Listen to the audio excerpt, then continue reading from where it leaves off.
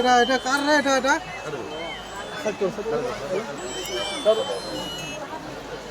উত্তরের সঙ্গে ready ready রে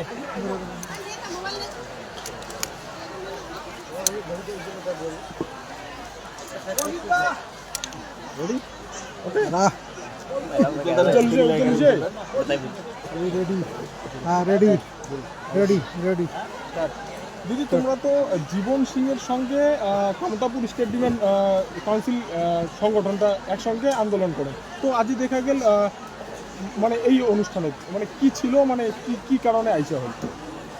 ধন্যবাদ আমি কেএসসিসির তরফ থেকে আমি মহারাজ শ্রী শ্রী আনন্দ দেববর্মার আমন্ত্রণে এতে আসি উপস্থিত হয়েছো আজি আসাম উত্তর বিহার মিলিয়া সমস্ত কোচ কামাতপুর মানসিক আর এতে যত মহারাজের সমর্থক আছে ভক্ত আছে সবাইকে একটু শুভেচ্ছা জানাও এটা জানার বাচ্চা যে আজি এই যুব সন্ধিক্ষণে অনন্ত মহারাজ যে রাজ্যসভার সাংসদ হইয়া আজি আমার কথা আমার নেতার কুচবিহার বা কামপুর রাজ্য উদ্ধারের জন্য যে কুচবিহার মারিয়ারের ভিত্তিক ক্রিয়া যে অপূর্ণ ভূমিকা নিছে সেই জন্য আমরা মহারাজের সাধুবাদ জানাই খুব আগ্রহ জানাই মহারাজক আমরা খুব আপন লোক আমার একজন আর কেএসসিসির তরফ থেকে আমি তোমার চাও যে আরেকজন যোদ্ধা যায় এই প্রধান আইকনি সিংহ ডাঙরিয়া আজি সর্বস্ব ত্যাগ করিয়া আজকে এই মিলিটারি অর্গানাইজেশন এই যে যুদ্ধ করছে সংঘর্ষ করছে আন্দোলন করছে করিয়া আজ ভারত সরকারের সাথে শান্তি আলোচনায় আছে এই শান্তি আলোচনা আজ 30 অ্যাকর্ডে পরিণত হওয়ার জন্য দিল্লি ডাক দিচ্ছে তা আমরা দিল্লি খবর চাই যে আর কোনো প্রতারণা না হয় আমরা কেএসসিসির তরফ থেকে আজ বেটার কুচবিহার কোচ কামাতপুরের সমস্ত মানুষের যে ঐক্যবদ্ধ হয়েছে আমরা অ্যাকশন দেখতে চাই আমরা এগ্রিমেন্টের মাধ্যমে আমার রাজ্য ভাষা এসটিকরণের আমার এই যে আমার দাবি এই দাবিটা আমরা পূরণ করতে চাই দিদি এই যে অনন্ত মহারাজের সঙ্গে তোমার বারবার বসে হয়েছিল এই 26শে আগস্ট কি আলাদা রাজ্য হবে আমি কি আশা করছি আমার তো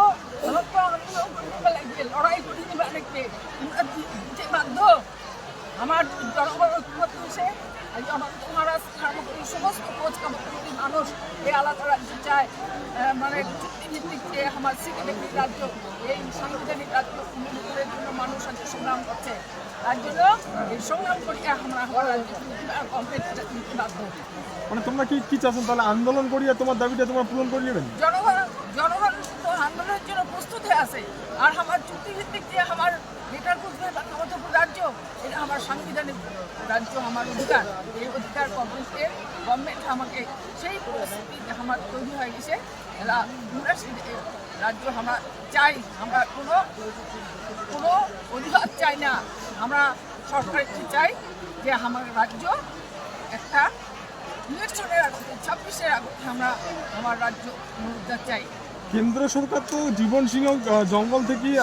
শান্তি আলোচনার জন্য নিয়ে যান এবং বসিয়ে আলোচনা হল তারপরেও তো এলা অবধি হয়নি কি করবেন দিদি আমরা আমার এই